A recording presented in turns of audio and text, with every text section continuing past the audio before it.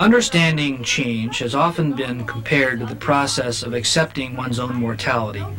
That is to say, we cannot expect people to change in any fundamental way, the way they behave at work, without adequate preparation. And the first step ordinarily is denial.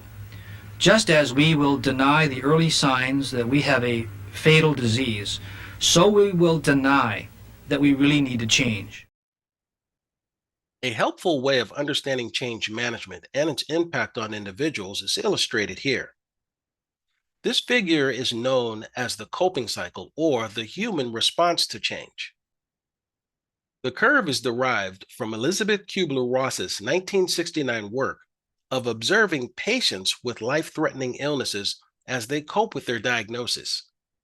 The principles of how change impacts individuals are based on the assumption that change involves letting go of the past and accepting a different future.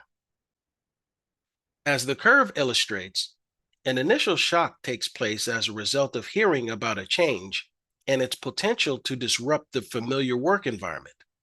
The shock is usually accompanied by a burst of defensive energy in order to reject a perceived indictment proposed by the change. At this point, denial often gives way to anger, where performance and engagement diminishes along with a sense of growing unfairness. Thus far, the curve is marked by behavioral tendencies to cling to or revert back to the current state.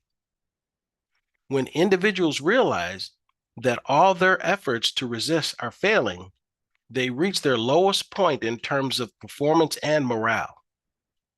This period is often marked by confusion, sadness, and even depression. To navigate through this period, an individual needs to reach a point of acceptance. This involves deeply acknowledging that change is actually occurring.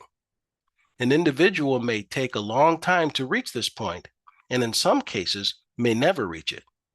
However, genuine future-oriented behavior will not commence until there's true acceptance of the change.